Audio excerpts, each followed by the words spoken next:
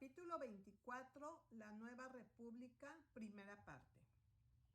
Vino la Revolución Americana derrocando todos los principios del papado y establece la luz a todas las naciones, la Nueva República. El primer gobierno nacional sobre la tierra que está de acuerdo con los principios anunciados por Jesucristo para la humanidad y para el gobierno civil.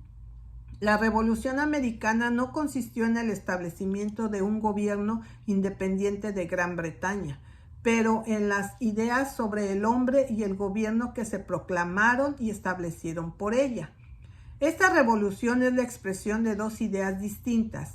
Primero, ese gobierno es de la gente, y en segundo lugar, que el gobierno con todo derecho está separado de la religión.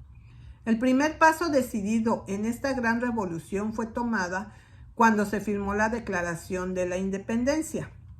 Este documento inmortal declara: sostenemos que estas verdades son evidentes, que todos los hombres son creados igual, que están dotados por su Creador de ciertos inalienables derechos, que entre estos se encuentran la vida, la libertad y la búsqueda de la felicidad, que para garantizar estos derechos se instituyan gobiernos entre los hombres, derivando sus justos poderes del consentimiento de los gobernados. Eso siempre que cualquier forma de gobierno se vuelva destructiva de estos fines, es el derecho del pueblo modificarlo o abolirlo, e instituir un nuevo gobierno, sentando sus cimientos sobre tales principios y organizando sus poderes de tal forma que les parezca más probable que afecten su seguridad y felicidad. Así, en dos frases fue aniquilada la despótica doctrina que, surgida de la autoridad usurpada del papado, sentarse en el lugar de Dios y establecer, sacar, derribar reyes y otorgar reinos e imperios a su voluntad, ahora se había vuelto venerable, sino absolutamente santificada. Por los precedentes de 1000 años, la doctrina del derecho divino de los reyes, y en lugar de la vieja y falsa teoría despótica de la soberanía del gobierno y la sujeción del pueblo, se declaró la autoevidente verdad, el sometimiento del gobierno y la soberanía del pueblo. Al declarar el derecho igual e inalienable de todos los hombres a la vida, la libertad y la búsqueda de la felicidad, y que los gobiernos derivan sus justos poderes del consentimiento de los gobernados, no solo se declara la soberanía de las personas, sino también toda la capacidad de las personas. La declaración en sí misma presupone que los hombres son hombres de hecho, y que como tales son plenamente capaces de decidir por sí mismos en cuanto a qué es lo mejor para su felicidad y cómo lo perseguirán, sin que el gobierno se constituya como un padre o tutor para tratar con ellos como niños. Al declarar que los gobiernos son instituidos por los gobernados para ciertos fines, y que cuando cualquier gobierno se vuelve destructivo de estos fines, es el derecho del pueblo alterarlo o abolirlo e instituir un nuevo gobierno, de tal forma que les parezca más probable afectar su seguridad y felicidad. Igualmente se declara que en lugar de que la gente necesite ser atendida por el gobierno debe preocuparse por el pueblo. Así lo confirma la Constitución Nacional, que no es más que el complemento de la Declaración. Dice así: preámbulo.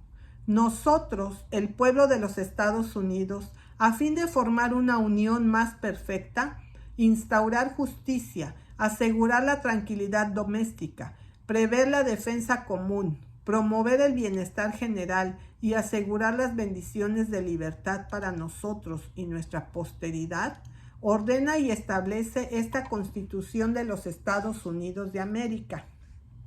Y el artículo 9 de las enmiendas dice: la enumeración en la Constitución de ciertos derechos no será interpretado para negar o menospreciar a otros retenidos por el pueblo. Y el artículo 10 de las enmiendas dice: los poderes no delegados a los Estados Unidos por esta Constitución, ni prohibidos por ella a los estados, están reservados a los estados respectivamente o al pueblo. Al declarar que los objetos del gobierno son asegurar al pueblo los derechos que ya posee en su total medida y grado inalienable, y para efectuar su seguridad y felicidad en el goce de esos derechos, y declarando el derecho de las personas, en el caso mencionado, a alterar o abolir el gobierno que tienen e instituir uno nuevo sobre tales principios y en tal forma que les parezca mejor. Asimismo, se declara no solo la completa subordinación, pero también la absoluta impersonalidad del gobierno. Allí se declara que el gobierno no es más que un dispositivo, una pieza de maquinaria política, enmarcada y creada por el pueblo, por el cual ellos se asegurarán el goce de los derechos inalienables que ya poseen como hombres y que tienen en virtud de ser hombres en sociedad y no en virtud del gobierno. El derecho que era de ellos antes del gobierno, cual es propio en el sentido esencial del término y el cual no se sostiene por ninguna subinfeudación, sino por homenaje directo y lealtad al dueño y señor de todo, su creador, que les ha dotado de esos derechos. Y al declarar así la impersonalidad del gobierno, hay totalmente un desarraigo de todo vestigio de cualquier carácter de paternidad en el gobierno. Al declarar la igualdad de todos los hombres en posesión de estos derechos inalienables, también se declara la más fuerte salvaguardia de la gente. Por ser esta la declaración de la gente, cada una de las personas se comprometió a apoyar el principio así declarado.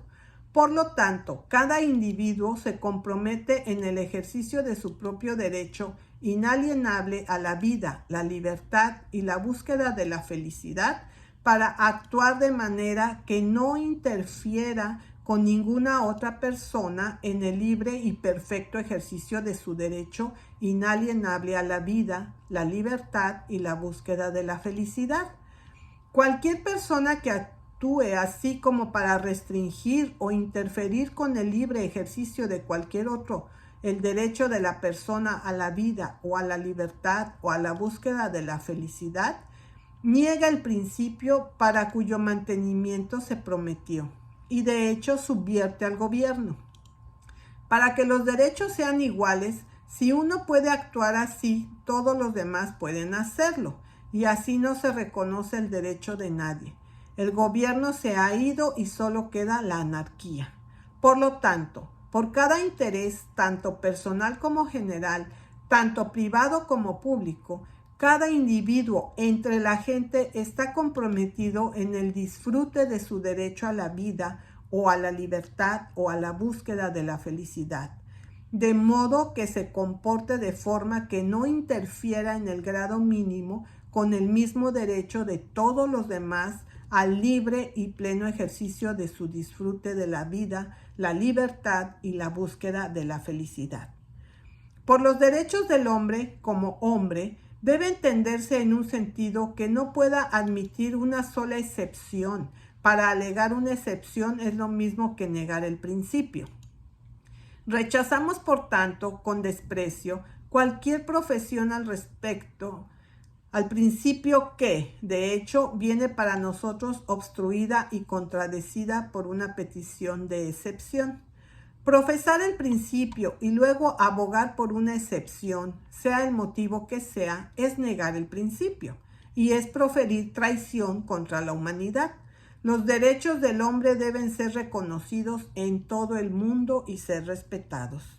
La Declaración de Independencia, por tanto, anuncia el perfecto principio del gobierno civil. Si el principio así anunciado estuviera perfectamente conforme por todos, entonces el gobierno sería un gobierno civil perfecto. Es más, el principio de autogobierno, gobierno del pueblo, por el pueblo y para el pueblo. Y en la medida a lo que este principio se ejemplifica entre la gente, para la medida en que el individuo se gobierna a sí mismo, solo en la medida en que alcance y no más prevalecerá la verdadera idea de la Declaración y la República que lo creó. Esa es la primera gran idea de la Revolución Americana, y es la idea bíblica, la idea de Jesucristo y de Dios. Dejemos que esto se demuestre. La Declaración sostiene que todos los hombres están dotados por su Creador con ciertos derechos inalienables y que para asegurar estos derechos los gobiernos se instituyen entre los hombres que derivan sus justos poderes del consentimiento de los gobernados. Ahora bien, el Creador de todos los hombres es el Dios y Padre de nuestro Señor Jesucristo. ¿Y Él es el solo Dios de los judíos? ¿No es también de los gentiles? Sí, también de los gentiles. Y como Él ha hecho de una sangre todas las naciones de los hombres para habitar en toda la faz de la tierra, Hechos 17:26, allí Dios no hace acepción de personas, Romanos 2:11. Tampoco es esta la doctrina de la última escritura solamente, es la doctrina de todo el libro. Los escritos más antiguos del libro tienen estas palabras: si hubiera tenido en poco el derecho de mi siervo y de mi sierva, cuando ellos pleitearan conmigo, ¿qué haría yo cuando Dios se levantase? Y cuando Él visitara, ¿qué le respondería yo? El que en el vientre me hizo a mí, ¿no lo hizo a Él? Job 31:13-15. Y porque Jehová vuestro Dios es Dios de dioses y Señor de señores, Dios grande, poderoso y terrible, que no acepta persona, que no hace acepción de persona ni hace cohecho, que hace justicia al huérfano y a la viuda y ama al extranjero, dándole pan y vestido. Amarás pues al extranjero, porque extranjeros fuisteis vosotros en tierra de Egipto. Como a un natural de vosotros tendréis al extranjero que peregrinar entre vosotros, y ámalo como a ti mismo. Deuteronomios 10:17-19 y Levíticos 19:34. De hecho, todos los hombres son creados iguales y están dotados por su Creador con ciertos derechos inalienables. En cuanto al gobierno civil, la Escritura ordena: dad al César lo que es del César. Y Cristo mismo pagó tributo a César, reconociendo así la legitimidad del gobierno civil. Pero más que esto, se declara claramente: los poderes son ordenados de Dios. Romanos 13:1. Esta escritura se ha utilizado durante mucho tiempo para sostener la fábula papal del derecho divino de los reyes, pero tal uso fue siempre solo una perversión. Es apropiado e interesante tener una respuesta bíblica a la pregunta: ¿cómo entonces son los poderes ordenados por Dios? Y a esta pregunta las Escrituras dan una respuesta clara.